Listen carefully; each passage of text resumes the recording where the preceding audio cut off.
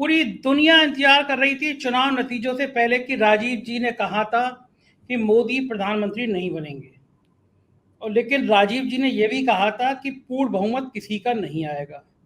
और ये तब की बात है कि जब एग्जिट पोल जो आए थे वो सारे साढ़े 350 400 दिखा रहे थे, तो वही 50% में पास हुए। आप नंबर आपके 50% आए।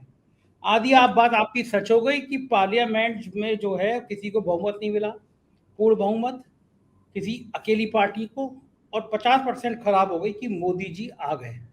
तो मोदी जी क्या मतलब वाकई में उन्होंने कहा था कि वो बायोलॉजिकल नहीं है, देवत्व के भाव से आए हैं। ये सही बात है क्या? मोदी जी को हिला पाना असंभव है? मोदी का कौन सा स्टार ऐसा है जो आपकी बात भी ये सब गलत हो गई? देखिए संजय जी, ज्योतिष में, एस्ट्रोलॉजी में दर्शकों को समझना चाहिए कि भविष्यवाणी का इन डेप्थ उसको एनालिसिस करने चाहिए कि इन डेप्थ क्या चीज़ थी, हम बात क्या कहना चाह रहे हैं। हमने भाजपा की कुंडली दिखाई है आपके दर्शकों को, ये हम कुंडली बराबर शेयर कर रहे हैं। तो भाजपा का नेता कौन है? नरेंद्र मोदी हैं। तो भाजपा को पूर्ण बहुमत नहीं मिलेगा। तो हमारी एनालिसिस में ये आया, क्योंकि एनडीए की तो मेरे पास कोई हॉरोस्कोप थी नहीं। अब एनडीए में मान लीजिए चंद्रबाबू नायडू के या नीतीश कुमार के 12 सीट आने के बाद में राजयोग आ रहा है, तो वो राजयोग तो पुश करेगा नरेंद्र मोदी को। अब चूंकि नरेंद्र मोदी की 240 सीटें हैं, तो नेचुरली फिर जब मीटिंग होगी तो नरेंद्र मोदी को ही आगे किया जाएगा। तो इस विषय को दर्शक इस तरह से समझें, भाजपा के नेता का रूप में भाजपा की कुंडली में पूर्ण बहुमत का योग नहीं था, जिसको कि मैंने निरंतर आपके प्रोग्राम में दिखाया था। ये भाजपा की वर्षफल की प्रेडिक्शन है, दर्शकों को दिखाइएगा, जिसमें साफ साफ नीचे की तरफ लिखा हुआ, मैं पढ़ के सुना देता हूं कि मुंतेश और वर्ष के स्वामी शनि 6वें भाव में है, जो इनके लिए भविष्य में कानूनी लिटिगेशन, इनके महत्वपूर्ण नेताओं के गंभीर बीमारियों और अन्य अशुभ समाचार का योग बना रहे हैं। इस वर्ष पार्टी के बिखरने और टूटने का, सहयोगियों के साथ झगड़े का भी योग है। वर्षफल भाजपा के तीसरे बार पूर्ण सत्ता में आने के योग का संकेत नहीं दे रहा है। इनकी विदेशों में छवि और बिगड़ेगी, जनता का इनसे मोह भंग होगा। और मोह भंग कितना हुआ उस सिलसिलेवार आंकड़े भी अभी मैं मुझे यहाँ तक याद आ रहा है, ये 5 अप्रैल के प्रोग्राम में कहा था आपने। 5 अप्रैल के प्रोग्राम, और ये वर्षफल प्रोग्राम में आपने कहा था कि पूर्ण बहुमत में नहीं आने का योग है। हाँ, तो ये देखिए दर्शक देख लें, ये भाजपा की 6 अप्रैल 2024 की कुंडली है, एनुअल हॉरोस्कोप। तो जब हमने एनुअल हॉरोस्कोप में बता ही दिया, और इससे ज्यादा एक्यूरेट प्रेडिक्शन क्या होगी, आपको एक बहुत अच्छी जानकारी दर्शकों के साथ शेयर करता हूं।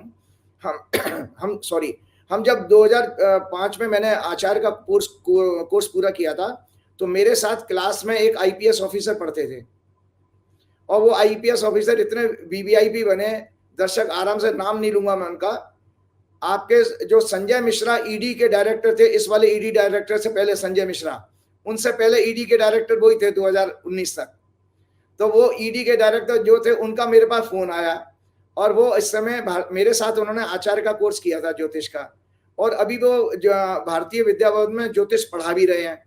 तो उन्होंने मुझे परसों 2-3 दिन पहले बधाई दी, स्पेशली व्हाट्सएप पर, कि राजीव यार आपने कमाल कर दिया यार, ये ऐसी भविष्यवाणी कैसे करी, पूरे इंस्टीट्यूट के टीचर की भविष्यवाणी गलत, हिंदुस्तान के सारे जोशियों की भविष्यवाणी गलत, सबके सब 300 पार, और मोदी जी को 400 सीटें दिलवा रहे थे। मैं मोदी जी की कुंडली का, मैं वो कह रहे कि यार क्या एक्यूरेट प्रेडिक्शन है, कि आपने कहा कोई हंग आएगी, तो ये हंग ही आई। तो अब इसलिए दर्शक ये माने कि हमारे जब ये जैसे एक परिवार में पिता, माता और बच्चे हैं, तो उसमें सबका भाग्य होता है। अगर परिवार का पूरे सारे ग्रहों, सबके लोगों के ग्रह खराब हो जाएंगे तो परिवार डूबेगा।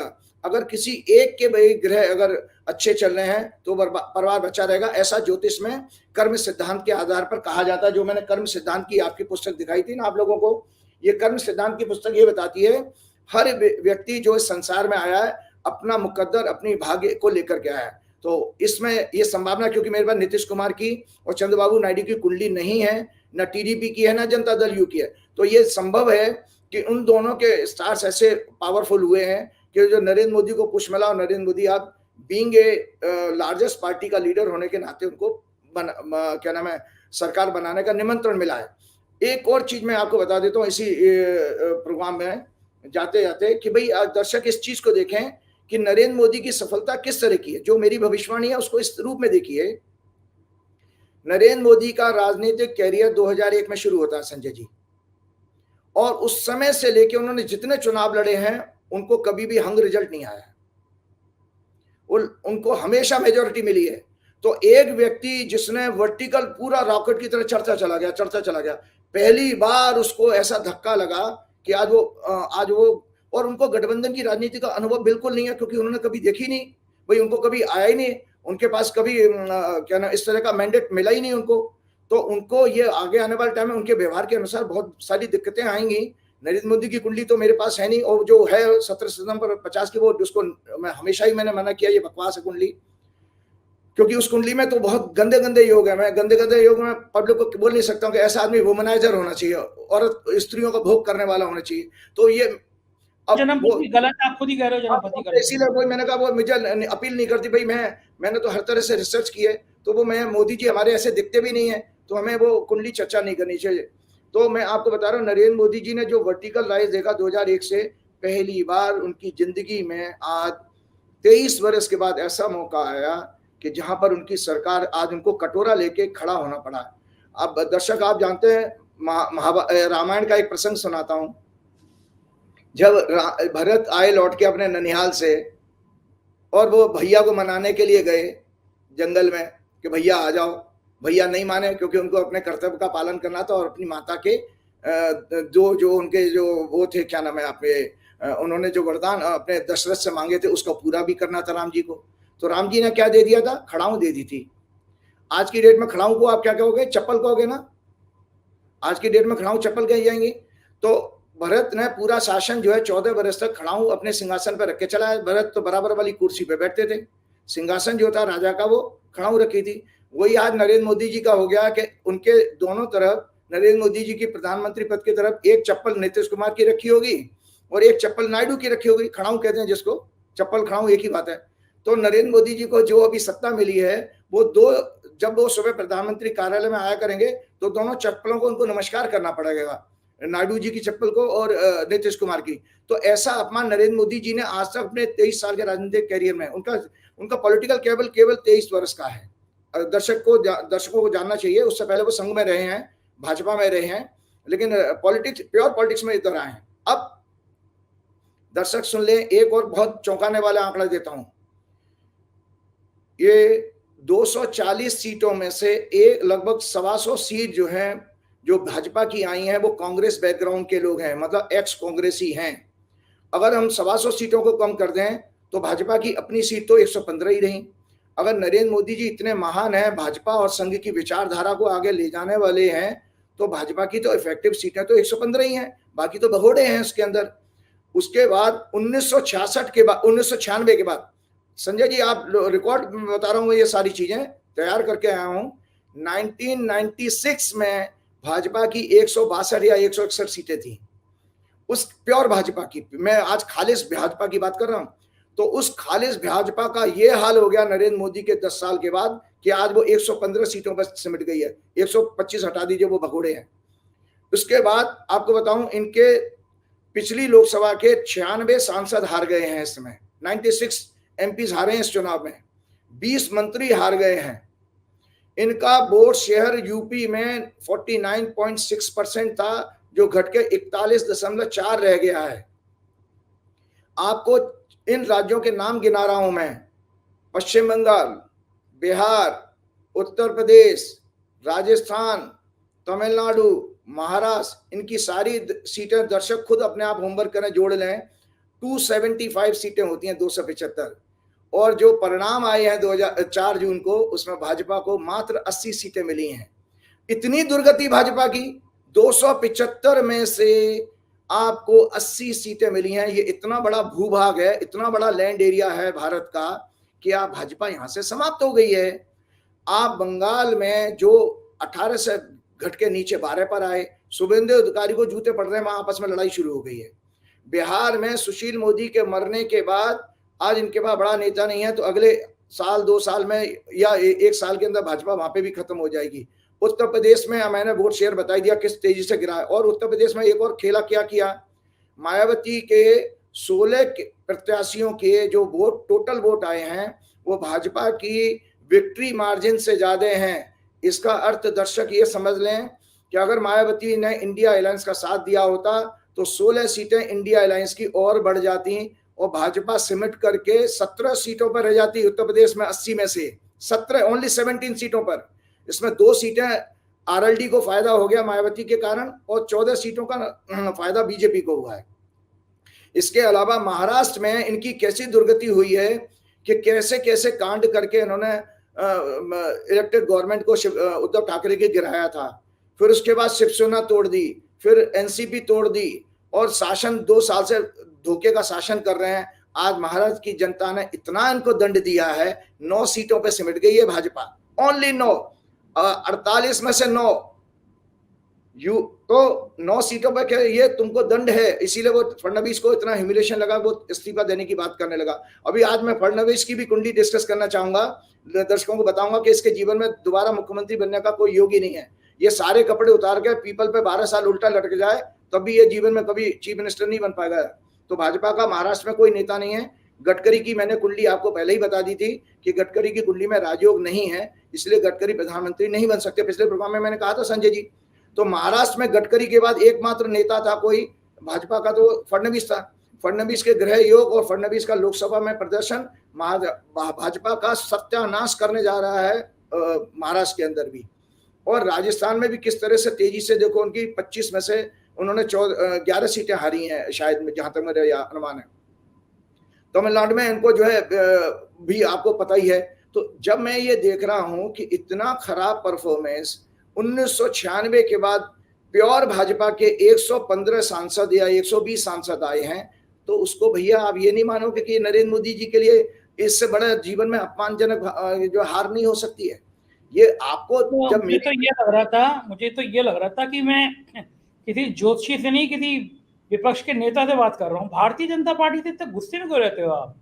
नहीं, गुस्से में नहीं ले रहा हूँ। देखिए ऐसा है कि दर्शकों को ये पता नहीं है, एस्ट्रोलॉजर के बारे में ये कहा गया है कि जिस ज्योतिषी के अंदर पुआ पो पटू नहीं है, अपनी बात को, अपनी भविष्यवाणी को इंटरप्रिटेट करने की लॉजिकली और रीजनिंग के साथ नहीं अगर वो बता सकता तो अच्छा ज्योतिषी नहीं हो सकता है। भगवान ने मेरे अंदर वो गुण दिया क्योंकि मेरी कुंडली में बहुत अच्छा योग है हनुमान जी की कृपा से। अच्छा मुझे बताइए, आपने कहा कि मोदी जी प्रधानमंत्री नहीं बनेंगे, पक्का नहीं बनेंगे, ये योग है। अब वो किसी के बड़े योग से बन गए, वो चंद्रबाबू नायडू के बन गए, वो नीतीश के बन गए, लेकिन बन गए ना, तो इसका मतलब उनके जो स्टार्स हैं वो ये बता रहे हैं ना कि वो प्रधानमंत्री बने, तो अब तो वो बने रहेंगे 5 साल तक, होने क्या समस्या है? बिल्कुल मैं अभी अब वो भी आपके बात शेयर करने वाला हूँ कि वो भी मैं दिखाने वाला हूँ कि भाई पार्टी तोड़ेंगे नायडू की और नीतीश की, बनेगा। बिल्कुल बहुत अच्छी बात आपने कही। एक दर्शकों को इस बीच में छोटी सी प्रेडिक्शन और शेयर करता हूँ। इस समय भयंकर गर्मी पड़ रही है दर्शकों, और आप देख रहे हैं भयंकर, मतलब दिल्ली में 100 साल के रिकॉर्ड भी टूट रहे हैं देश में। ये संवत्सर की कुंडली आपके 5 अप्रैल को ये भी शेयर की थी मैंने। हाँ, इस संवत्सर की कुंडली में संजय जी ये उसका प्रेडिक्शन पार्ट था जो मैंने आप लोगों को भेजा था और आज भी दिखाइएगा दर्शकों को। इसमें मैंने लिखा है, जब मैंने आगजनी की घटनाएं बनी थी तो आपने इसको बताया भी था कि आगजनी की घटनाएं बढ़ेंगी, तो मैंने लिखा fighting amongst the Kings, plenty of fires in the forest and other places, robberies, major accident, earthquakes, loss of property, assets, bad for farming, मतलब किसानी के लिए खराब होगा। hostile weather का मतलब क्या होता है कि मौसम का ऐसा जो बेकंट्रोल हो, जिसको मतलब असहनीय मौसम, और सेक्स स्कैंडल वगैरह ये सब मैंने कही थी। तो इसी प्रेडिक्शन में लास्ट में एक लाइन और लिखी थी मैंने, वो मैं पढ़ के सुना दे, बहुत इंपॉर्टेंट है आज के डिस्कशन में। चुनाव आयोग की भूमिका पर प्रश्न चिन्ह लगेगा, level playing field and free and fair election के लिए। ये मैंने पिछली बार भी कहा था। तो आपको बताता हूँ कि जो परिणाम आए हैं, और जिस समय जब ये मंगल ने राशि बदली थी, उससे पहले मंगल मीन राशि में राहु के साथ था, जब आपके 2 या 3 चरण के चुनाव हुए हैं, 3 चरण के चुनाव था। आने वाले टाइम में कुछ इलेक्शन के परिणामों को सुप्रीम कोर्ट में और इलेक्शन कमीशन में जो है चैलेंज किया जाएगा। आज दर्शकों मैं आपको बता रहा हूं कि जो सीटें भाजपा की आई हैं, इसमें कुछ सीटों के परिणाम जो है आने वाले समय में ग्रह योग के कारण लिटिगेशन में फंसेंगे। तो ये तो हो गया हमारे इस बात का। अब मैं आपको उस प्रश्न का जवाब देता हूं जो आपने कहा था। पहली बात मैं बता देता हूं कि जो ओथ वाली बात करी है, मैं बहुत अच्छी कुंडली लेकर के आया हूं आज, कि आज के दिन हमारा जब प्रोग्राम सुबह है, लेकिन हमारा शाम के टाइम में आज मोदी जी ओथ लेने जा रहे हैं, और वो ओथ का समय जो मीडिया में आया है वो 7:15 पर आया है शाम के, और उसका ये कुंडली है, ये आपकी वृश्चिक लगन की कुंडली बनी है। 7:15 पर दर्शक देख लें, और ये उसका नीचे का राइटअप है, आप दिखा दीजिएगा, जब पूरी कुंडली दिखाएंगे तो उसको दिखाइएगा। ये कुंडली 9 जून 2024 की संडे का दिन 7:15 पे मैंने उसका हेडिंग दिया है मोदी 30 गवर्नमेंट। ये वृश्चिक लगन की कुंडली बनी है। 5वें घर में राहु है, 6वें घर में मंगल है, बृहस्पति, शुक्र, बुध और सूर्य 7वें घर में, और 9वें घर में चंद्रमा है, और 11वें भाव में केतु है। तो इस कुंडली का सबसे बड़ी खराब बात क्या है, वैसे तो ज्योतिष के जो फंडामेंटल है उसको बताने से पहले मैं आज आपको एक किताब दिखाना चाह रहा हूं, दर्शक देख लें।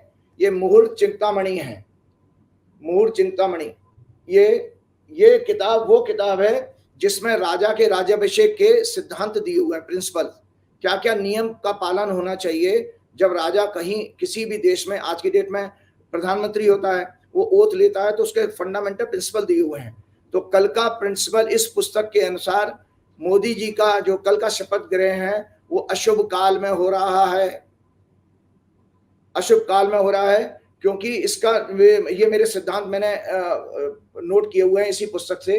तो उससे ये सिद्धांत कहते हैं सूर्यास्त के बाद राज्याभिषेक नहीं होना चाहिए, ओथ नहीं, राज्याभिषेक की अंग्रेजी है ओथ। सूर्यास्त के बाद राज्याभिषेक नहीं होना चाहिए। शास्त्रों के अनुसार राजा की तुलना सौर मंडल के राजा सूर्य से की जाती है। सूर्य उत्तरायण हो, गुरु शुक्र सूर्य लग्नेश मंगल चंद्र और वर्तमान दशा का स्वामी, राशि का स्वामी बलवान होना चाहिए, सिद्धांत है। तो इसमें इस जो कुंडली मैंने अभी दिखाई थी ओथ की, इस कुंडली में लगन के ऊपर, पहली बात आपको भी शायद थोड़ी सी जानकारी हो चुकी होगी, ज्योतिष में 3 घर जो है कष्ट के माने गए हैं, 6, 8, 12। ये अगर इनका कहीं भी प्रभाव हो जाए वह बैंड बजेगा उस फील्ड से संबंधित, उस हाउस से संबंधित। तो इस कुंडली में जो मोदी जी जिसमें शपथ लेने जा रहे हैं, लगन पर 6 लॉर्ड की, मतलब 6वें घर के स्वामी की, 8वें घर के स्वामी की और 12वें घर के स्वामी की दृष्टि है, प्लस 6वें घर में मंगल जो शनि से तीसरी दृष्टि से पीड़ित हो रहा है उसकी दृष्टि चलेगी। 6वां घर होता है झगड़े का। इसका अर्थ है कि जूतम पेजार शुरू होगी सहयोगी दलों में, और सरकार के ऊपर मंत्रिमंडल के गठन से लेकर के कई विषयों पर झगड़े होंगे, सरकार की पॉलिसी से संबंधित झगड़े होंगे, और सरकार का एरोगेंस जो है वो आपके सहयोगी दलों को, जो गठबंधन के साथी हैं, उनको पसंद नहीं आएगा, जिसके कारण ये सरकार अपना कार्यकाल पूरा नहीं कर पाएगी। जो कि मैंने वर्षफल की कुंडली आपको दिखाई है, जिसका क्या पीरियड 5 अप्रैल 2025 तक है। तो दर्शक मेरे बारे में ये जान सकते हैं कि ये खराब समय मैं कब तक देख रहा हूं। ये खराब समय चलेगा 5 अप्रैल 2025 से, आज से शुरू होकर के। तो इसमें और भी कहा गया है, सिद्धांत ये दिए गए हैं कि हमेशा लगन पीड़ित नहीं होना चाहिए, लेकिन इस कुंडली में लग्न और लग्नेश दोनों पीड़ित हैं, प्लस चंद्रमा भी भाग्येश है, भाग्य के स्थान में है, लेकिन वो मंगल से पीड़ित हो रहा है। और इसमें क्या, इस कुंडली में क्या कमी है जो मैंने आपको दिखाई। 5वां घर होता है बुद्धि का, मंत्रणा का, बुद्धि मंत्रणा, और आपका सदाचार, आपकी प्योरिटी ऑफ इंटेलेक्ट। ये उसमें राहु का होने का अर्थ ये होता है संजय जी कि इस कुंडली के अनुसार जो है धोखेधड़ी के बाद और फोन टेपिंग की घटना के कारण भी जो है सहयोगी नाराज होंगे। इस कुंडली में मैं आपको बहुत एक अच्छी चीज बताता हूं, इसके अंदर एक भाजपा की कुंडली मैं पढ़ के सुनाता हूं। भाजपा की कुंडली, उनका वर्षफल और मोदी 30 की कुंडली स्पष्ट संकेत देती है कि ये गठबंधन का धर्म नहीं निभा पाएंगे, क्योंकि मोदी जी को आदत भी नहीं है गठबंधन की, क्योंकि उन्होंने कभी देखा ही नहीं ना। अपने सहयोगियों के साथ छल कपट के द्वारा उनके सांसदों को अपनी पार्टी में मिलाकर अपनी स्थिति मजबूत करने का अवश्य ये प्रयास करेंगे। तो ये मैं पॉलिटिकल बातें नहीं कर रहा हूँ जो सोशल मीडिया में चल रही है, मैं कुंडली को पढ़ के बता रहा हूँ कि योग है। क्योंकि बीजेपी की कुंडली जो मैंने दर्शकों आपको दिखाई है उसमें बुध पीड़ित है, और ज्योतिष का सिद्धांत है बुध जो बुद्धि का कारक है, अगर वो राहु केतु जैसे ग्रहों से पीड़ित हो तो ऐसे व्यक्ति के कुंडली में कपटी योग होता, कपट योग होता है ना, कपट जो छल कपट करते पीठ में छुरा भोंकने वाले, तो बीजेपी की कुंडली अपने आप में ही छुरा भोंकने वाली है। इसीलिए देखिए उन्होंने अपना ही सहयोगी शिवसेना का क्या हाल कर दिया। और आज आप खुद देखिए कि आपकी अकाली दल की क्या स्थिति आप जानते ही हैं। प्लस तो मैं आगे पढ़ के सुनाता हूं, इनफैक्ट बीजेपी की कुंडली में बुध अत्यंत पाप ग्रहों से पीड़ित है। बुध इस कुंडली का लग्नेश है और इसी की वर्तमान में दशा चल रही है। ज्योतिष शास्त्र में इसे कपट योग से जाना जाता है। देशवासियों, आपको एक मजेदार एस्ट्रोलॉजिकल रिसर्च की फाइंडिंग दे रहा हूं संजय जी आपको। आप 100 कुंडली ले आइए, 100 नहीं, 100 करोड़ लोगों की कुंडली, जिनके तलाक हो चुके हों, डिवोर्स हो चुके हों, या जिनके कोर्ट कचहरी में मैटर चल रहे हों, या जिनके किसी कारण उनका पति या पत्नी की मृत्यु हो चुकी हो, उनकी कुंडली में एक योग होता है, 8वां घर मृत्यु का होता है और परमानेंट विच्छेद का होता है। मतलब परमानेंट लेवल पे कोई अगर रिलेशनशिप ब्रेक होगी तो 8th लॉर्ड उससे संबंध बना लेगा। अगर वो 8वें घर का लॉर्ड 5वें घर में चला गया तो बच्चे से आपके संबंध खराब हो जाएंगे। अगर 8वें घर का लॉर्ड 11वें भाव में चला गया तो भाई से संबंध आपके खराब हो जाएंगे। 8वें घर का लॉर्ड अगर 9वें घर में चला गया तो पिता से संबंध खराब हो जाएंगे। 8वें घर का लॉर्ड अगर 4थे घर से संबंध बना रहा है तो माता से आपके विवाद हो जाएगा, झगड़े हो जाएंगे। जो अभी कुंडली दर्शकों मैंने दिखाई है, इसमें मोदी जी जिस लग्न में शपथ लेने जा रहे हैं उसमें अष्टमेश बुध 7वें घर में बैठा है और 7वां घर होता है कंप्रोमाइज का, गठबंधन का, शादी का। तो ये जो शादी हनीमून है नीतीश कुमार और नायडू के साथ, ये हनीमून चलेगा नहीं। इस कुंडली में एक विचित्र योग और है। मैंने पहली रिसर्च की थी संजय जी, जब हम ज्योतिष में 2 साल का आचार्य का कोर्स करके आए, मजेदार किस्सा है, दर्शक सुनेंगे कि उस समय हमको टॉपिक मिला था लव मैरिज का, कि भाई किसी कुंडली में लव मैरिज कैसे देखेंगे। तो जब हमारे गुरुजी राव साहब आए थे, पहला रिसर्च का क्लास वही लेते थे, तो सबसे पहले उन्होंने आकर के कहा कि भाई आप लोगों में किस किस की लव मैरिज हुई है, हाथ खड़ा करो। तो मैंने भी हाथ खड़ा कर दिया, मेरी लव मैरिज हुई है, मैं ब्राह्मण हूँ, मेरी बीवी पंजाबी है दिल्ली की, तो मैंने हाथ खड़ा कर दिया। तो राव साहब ने सबसे पहले मुझे बुलाया, आइए ब्लैक बोर्ड पे अपनी कुंडली लगाइए। तो मैंने अपनी कुंडली लगा करके बताया कि देखो, तो राव साहब ने कहा देखिए इनकी कुंडली में 5वें घर का संबंध और 7वें घर का संबंध आ रहा है, इसीलिए इन्होंने प्रेम विवाह किया। तो दर्शकों, मजेदार बात यह है कि जो नरेंद्र मोदी जिस योग में शपथ ले रहे हैं उसमें 5वें घर का स्वामी बृहस्पति 7वें घर में बैठा है, तो ये लव मैरिज है। अब लव मैरिज किस लिए हुई है उसका एक लॉजिक और दे देता हूं। 8 के बाद दूसरे भाव की राशि 9 नंबर रहती है धनु, धनु होती है धन, तो ये पैसे के कारण प्रेम हुआ है, प्रेम विवाह जो हो रहा है इसमें धन आया है, धन और कुछ मजे लेने की बातें आ रही हैं। इस कुंडली में एक और बात खराब है, जो भारत की कुंडली को मैं बता देता हूं। ये भारत की कुंडली है दर्शकों, ये देख लो, भारत की कुंडली का वृषभ लगन है, इसका स्वामी शुक्र होता है और शुक्र इसमें वर्तमान में अस्त चल रहे हैं। मैंने अपने पर्सनल कुछ नजदीकी लोगों को बताया था कि जब मैं बता रहा था कि इंडिया अलायंस की सरकार बन सकती है, तो मैंने एक बात दबी जबान से कही थी, अगर इंडिया अलायंस की सरकार बनेगी तो ये सरकार चल नहीं पाएगी। क्यों? क्योंकि लग्नेश इस समय और बुध और क्या नाम है, बृहस्पति और शुक्र अस्त चल रहे हैं। जब परिणाम आया है ना आपका 4 जून को, उस समय बृहस्पति अस्त थे, 6 को उदय हुए हैं, लेकिन बच्चा तो पैदा हो गया ना भाई, 4 जून को बच्चा तो आ गया, बच्चा 2 दिन का हो गया जब बृहस्पति उदय हुए हैं, लेकिन बृहस्पति के कमजोर होने का प्रभाव उसके ऊपर आ चुका है। दूसरा शुक्र इसको, जिसको कि हमारे आम भाषा में पंडित लोग कहते हैं तारा डूबा हुआ है, तो शुक्र इस समय अस्त है जो 19 जुलाई को उदय होंगे। तो इसका अर्थ ये है भारत की कुंडली में जो सरकार बनने जा रही है अस्त शुक्र के प्रभाव में बन रही है, इसका मतलब है कमजोर सरकार होगी, जिसका कि भविष्य, जिसकी की आयु कम होगी। ये मैंने एक सिद्धांत और आपको बता दिया। तो पहले तो मैंने बताया कि ये गठबंधन हुआ किसी वेस्टेड इंटरेस्ट के कारण, पैसे के कारण। अच्छा, एक इस कुंडली में एक और बहुत विचित्र योग है, मैं आपको बता रहा हूं, जो मैंने कुंडली आपको दिखाई है कि इस कुंडली में सबसे बड़ा खतरनाक क्या चीज आ रही है भैया संजय जी, सुन लीजिए दर्शक लोग। 10वें घर का लॉर्ड सूर्य, 7वें घर का लॉर्ड और 12वें घर के लॉर्ड शुक्र के साथ क्लोज डिग्री में है, प्लेनेटरी वॉर कहते हैं इसको। They are in close degree with lagna. देश में विदेशी निवेशकों के द्वारा, ध्यान से दोबारा रिपीट कर रहा हूं, देश में विदेशी निवेशक, विदेशी भाव देखा जाता है 12वें घर से, तो 12वें घर का स्वामी शुक्र हो गया। और सेकंड लॉर्ड गुरु भी बैठा है वहां पे। 5वें घर से मैंने आपके पिछले प्रोग्राम में बताया था शेयर मार्केट देखते हैं, और 8वें घर से स्पेकुलेशन देखते हैं। तो 5वें घर का स्वामी भी जो है इसमें बृहस्पति बैठा है, और 8वें घर का स्वामी भी 7वें भाव में बैठा है बुध। तो मैं इसमें भविष्यवाणी कर रहा हूं, आज देश में विदेशी निवेशकों के द्वारा बहुत बड़े शेयर मार्केट का पर्दाफाश, जिसमें गठबंधन के लोगों को भी भ्रष्टाचार के इस पैसे से खरीदने का संकेत आ रहा है। मतलब शेयर बाजार का बहुत बड़ा स्कैंडल इसमें एक्सपोज होगा, जो अभी 2 दिन 3 दिन पहले, 1 हफ्ते पहले हुआ है। 30 लाख करोड़ का मतलब हेरफेर हो गया। ये केस जो है अल्टीमेटली संसद को चलने नहीं देगा, और इसमें सुप्रीम कोर्ट तक मैटर जाएगा, जो सरकार के लिए किसी तरह का लिटिगेशन का संकट दिखा रहा है। पहले मैंने कहा कि 6वें घर का लॉर्ड, जो दर्शक देख लें, मंगल 6वें भाव से शनि से पीड़ित होकर के लगन को दृष्टि दे रहा है। इसका अर्थ यह हुआ कि सरकार कानूनी पछड़ों में फंसने जा रही है। मतलब पैदा होने से पहले इस सरकार की विचित्रता यह है कि कहते हैं ना, सिर मुड़ाते ओले पड़े। पहले ही शपथ लेने से पहले ही जो है आपके पास इतना बड़ा खुलासा हो गया, 30 लाख करोड़। मतलब विश्व इतिहास का सबसे बड़ा शेयर घोटाला होगा ये, वर्ल्ड का शेयर मार्केट का सबसे बड़ा स्कैंडल। फिर मैंने इसमें लिखा 8वें घर का लॉर्ड मरकरी 7वें भाव में है, संकेत दे रहा है गठबंधन टूटेगा, ये मैरिज नहीं चलेगी, इनका आपस में प्रेम में धोखा। एक पिक्चर आई थी लव में धोखा, लव में धोखा, तो वो बेसिकली लव में धोखा इनके साथ होने जा रहा है।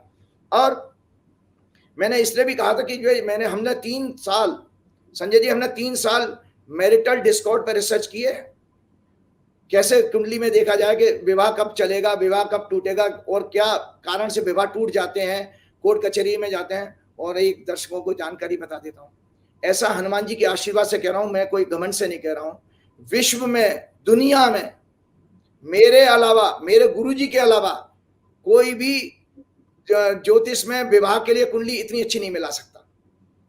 इतना मुझे आत्मविश्वास है, क्योंकि उन्होंने जम के इसमें रिसर्च की है, सैकड़ों हजारों हॉरोस्कोप पे की है।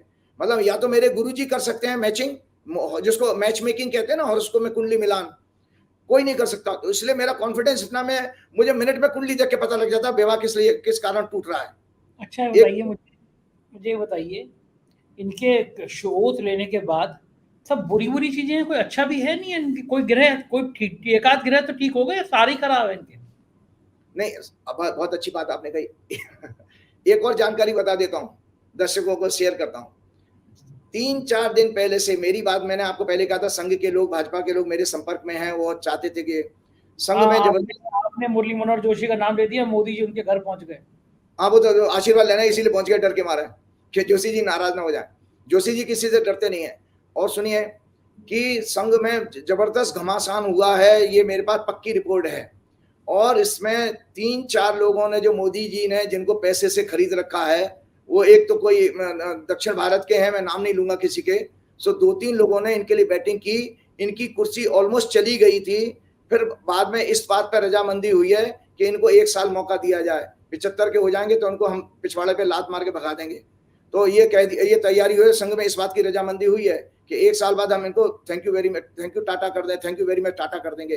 क्योंकि वो 3 लोग धन के कारण और किसी सुख के कारण, जैसे जेट पर सिक्योरिटी दे दो या और कोई घोड़ा गाड़ी बंगला दे दो, इसके कारण वो वेस्टेज इंटरेस्ट हैं। मैंने आपको पहले ही कहा था कि जो देश में आज हुआ है, उसकी पूरी की पूरी जिम्मेदारी आरएसएस की भी है, क्योंकि आरएसएस ने अपने स्वदेशी जागरण मंच का अपना जो आइडियोलॉजी है उसको छोड़ा, मजदूर किसान संघ के कल्याण की, आदिवासियों की, महिलाओं के कल्याण की सारी स्कीमों को ताक पे रख दिया मोदी को अंधा फेवर करने के लिए। जिसका कारण ये, जो जितने राज्य मैंने आपको बताए हैं संजय जी, आज आरएसएस के लिए प्रश्न चल गया, इनकी शाखाएं नहीं चल पाएंगी, क्योंकि लोगों में इतना नाराजगी हो चुकी है। और मैंने आपको बताया, एक और टोटल जो वोट आया है 4 जून को रिजल्ट में, भाजपा को ग्रामीण वोट जो है काफी मात्रा में गिर गया है, केवल अर्बन वोट 2019 से थोड़ा सा प्लस गया है।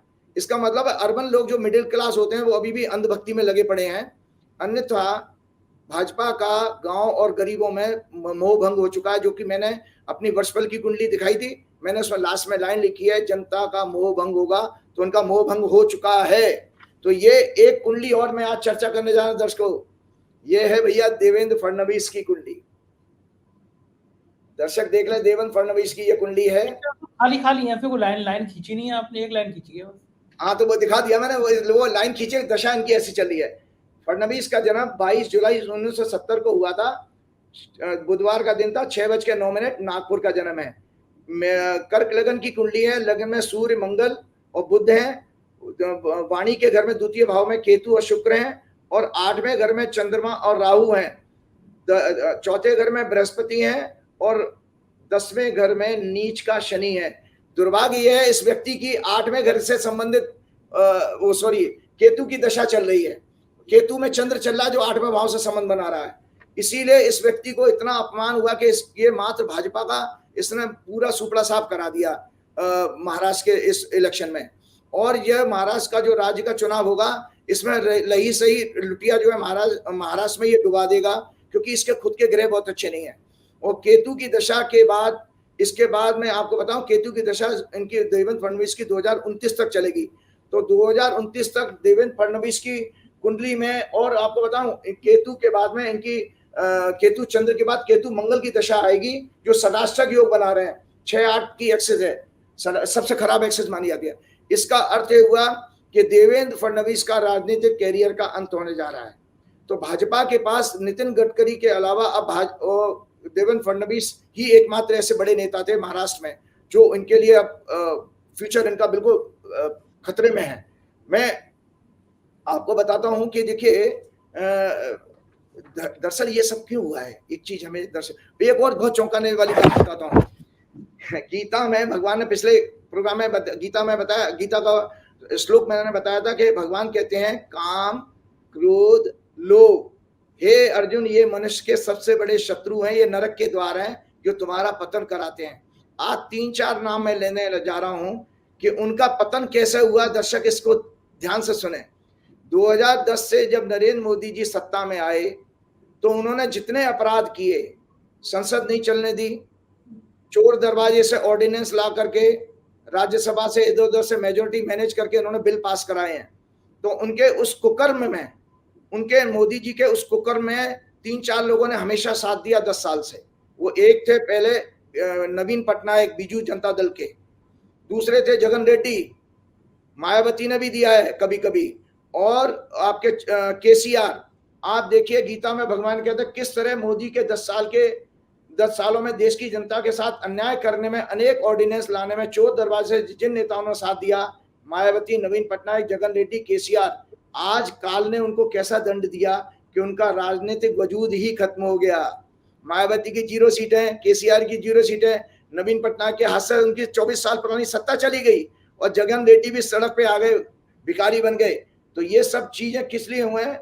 आज काल के द्वारा मैं चंद्रबाबू नायडू और नीतीश कुमार जी को भी बता रहा हूं कि नीतीश कुमार जी, मेरा कोई बीजेपी से द्वेष नहीं है, मेरा मोदी जी से भी कोई द्वेष नहीं है, अमित शाह से भी कोई द्वेष नहीं है। मैं तो बार बार बता रहा हूं कि उनके अंदर के राक्षस, जो बीजेपी के अंदर का भी राक्षस है, उसका बयान कर रहा हूं कि ये किसी के सगे नहीं है। ऐसा कोई पार्टी नहीं जिसको बीजेपी ने ठगा नहीं। ऐसा वो ठगू के लड्डू वाला कुछ है ना, कानपुर में कोई ठगू है, वो क्या कुछ कोई सगा नहीं जिसको हमने ठगा नहीं, जिसको हमने ठगा नहीं। तो ये नरेंद्र मोदी जी भी यही कहेंगे, ऐसा कोई सगा नहीं जिसको हमने ठगा नहीं। मोदी जी ने सबको ठगा है, अमित शाह ने सबको ठगा है। तो नायडू जी, आप और नीतीश कुमार ध्यान रखें, शिंदे, एकनाथ शिंदे, तुम भी ध्यान रखो, तुम्हारे 6 आदमी भी कभी तुम्हारी रस्सी खोल के ले जाएंगे। मोदी जी पहले कह चुके हैं भैंस खोल के ले जाएंगे, तो तुम्हारी सबकी भैंसें चोरी हो जाएंगी, तुम्हारे सबके मंगलसूत्र चोरी हो जाएंगे। वो कांग्रेस का और इंडिया अलायंस का तो नहीं कर पाए, वो गरीबों का मंगलसूत्र और भैंस तो नहीं चुरा पाए, लेकिन सहयोगी गठबंधन की पार्टियों के मंगलसूत्र और इनके भैंसें जरूर खोली जाएंगी। तो लिहाजा मेरा नटसेल में बता रहा हूं कि ये भाजपा की सत्ता जो जारी है, ये बहुत कमजोर सत्ता बनेगी। जो अच्छे ग्रह की बात की, इसमें एक ही चीज आती है, बृहस्पति की लगन पे दृष्टि है। तो इतना जरूर है कि क्रूरता इनके अंदर होगी, थोड़ा छद्म जो है रोल तो अदा करेंगे कि थोड़ा सा सॉफ्ट होने की आपकी वो दिखाएंगे, आपकी इमेज बनाएंगे गुड़ी गुड़ी। जैसे उन्होंने अपना भाषण दिया था ना जब वो पार्लियामेंट्री उसमें हॉल में, कि भाई सर्वपंथ संभाव वाली बात करी है कि हमारे लिए सारे धर्म बराबर हैं। आज उनकी मुंह से ये निकल रहा है, जबकि उन्होंने पूरा चुनाव हिंदू मुसलमान पर लड़ा था।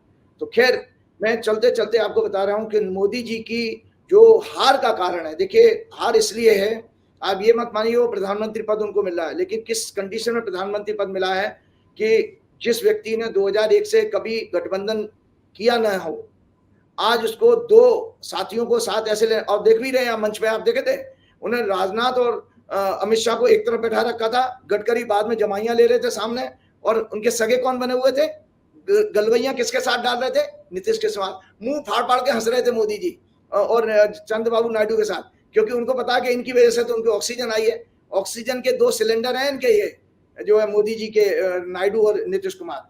तो मोदी जी के हार का कारण यह है दर्शकों, मैंने आपको रामायण का एक प्रसंग सुनाया था विभीषण गीता का, कि जब राम जी ने से विभीषण ने कहा कि प्रभु आप तो नहीं जीत पाओगे, क्योंकि रावण के पास तो सारे तरह से सर्व साधन से सुसज्जित जो है, मतलब पूरी तरह से क्या नाम है, ऑल टाइप्स ऑफ मेटेरियलिस्टिक चीजों से वो रथ है, उसके बाद जीत कैसे पाओगे। तो भगवान का जवाब था कि मेरे पास धर्म का रथ है।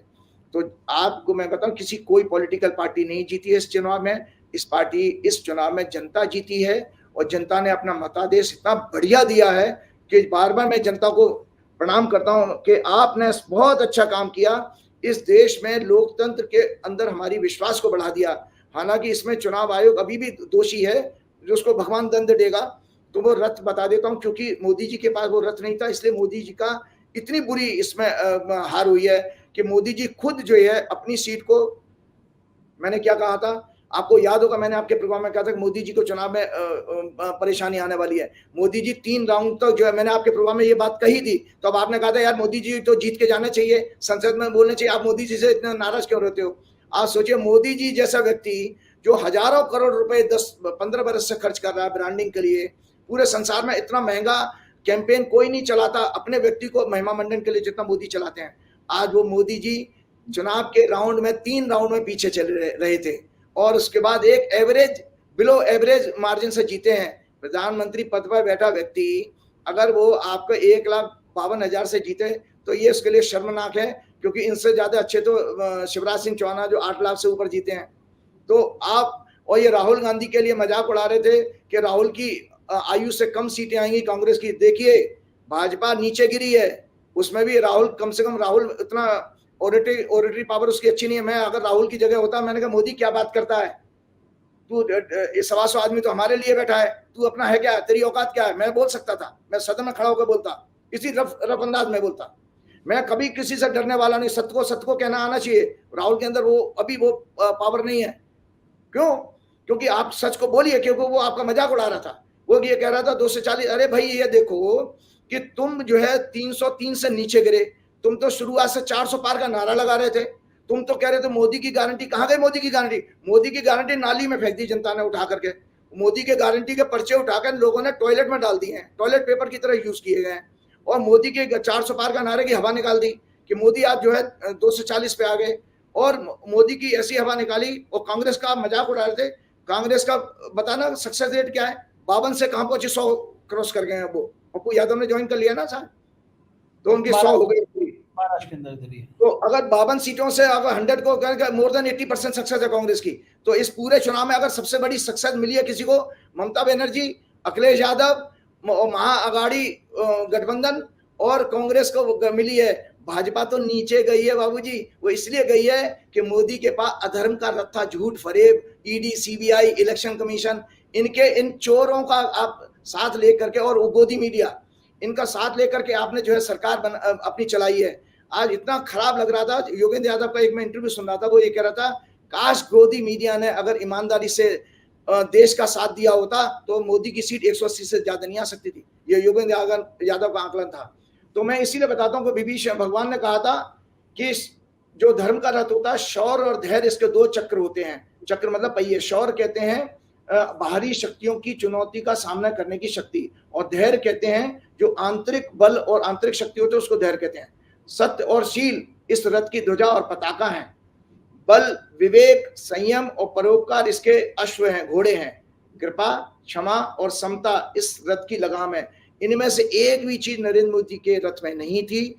इसीलिए नरेंद्र मोदी इस युद्ध को, 2024 के चुनाव रूपी युद्ध को बुरी तरह से हारे हैं। अपमानित होकर के बैठ जाइए, कलयुग है। कलयुग में तो वो कहते हैं भैया कि मुंह पे तू थूक भी दे तो भी मैं तेरे पैर छू लूंगा। तो मोदी जी की हालत ऐसी हो गई है कि कैसे वो जो है उसको जगन रेड्डी का जो जयंत चौधरी का हाथ पकड़ पकड़ के खींच रहे हैं, एक एक पार्टी के आदमी के सामने हाथ जोड़ के मोदी जी की काल ने ऐसी दुर्गति कर दी है कि एक एक एमपी माझी जैसे और कौन कौन से लोग हैं उनके सामने उनको मंच पर बैठा करके मोदी जी को नमस्कार प्रणाम करना पड़ रहा है। जो मोदी कभी देश के भाजपा के नेताओं से हाथ नहीं मिलाते थे, कभी गले नहीं लगाते थे, आज एक एक एमपी के लोगों को गले लगाना पड़ रहा है। तो मैं आज अपना प्रोग्राम का समापन करता हूं। दर्शकों, इससे आप देख लीजिए, जो मैंने आपको बार बार कहा था कि जो काल जो है वो अपना काम करता है, और जो मैंने पद्म पुराण का कोट पढ़ के सुनाया था उसको खत्म करके मैं प्रोग्राम खत्म हुआ। According to Padma Purana, every human life is the story of the karmas of the past life. No one can escape it because life is a mixture of sins and holy deeds. In birth after birth, they give their results. According to Mahabharata, in every birth of his karmas, a person chases him, or karmas of a person, karmas chases him, and he has to enjoy or suffer according to the karmas he has done in his past life. The grahas and nakshatra alone do not produce good or bad results. All that they are the results of the karmas done by oneself. They only indicate when is the time for some good results or bad ones to happen. The fructification, मतलब उसका फलादेश कब होगा उन कर्मों के बुरे फल का, fructification of this depends upon the order of the dasha and the transit.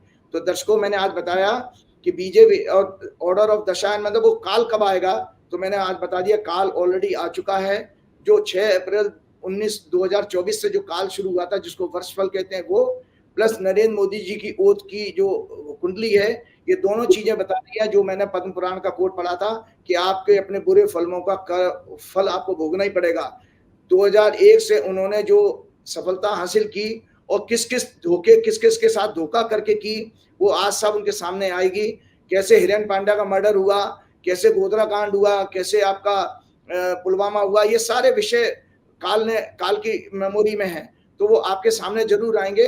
क्योंकि आपकी जो जीत है वो जीत अपने आप में नहीं है, ये दरअसल पूरा 2024 का चुनाव, मैं वंस अगेन कहूंगा, केवल और केवल हमारे गरीब, दलित, आदिवासी, ग्रामीण भाई और भाई बहनों की जीत है, किसानों की जीत है। मैं उनको पुनः प्रणाम करता हूं। और राम द्वारे तुम रखवारे, होत न आज्ञा बिन पैसारे, सब सुख है तुम्हारी सरना, तुम रक्षक काहू को डरना। तुमरो मंत्र विभीषण माना, लंकेश्वर वै सब जग जाना। अस्य सिद्ध नौ निधि के दाता, असवर दीन जान की माता। साधु संत के तुम रखवारे, असुर निकंदन राम दुलारे। जय श्री राम, कृपा करहु गुरुदेव की नाय। जय हनुमान।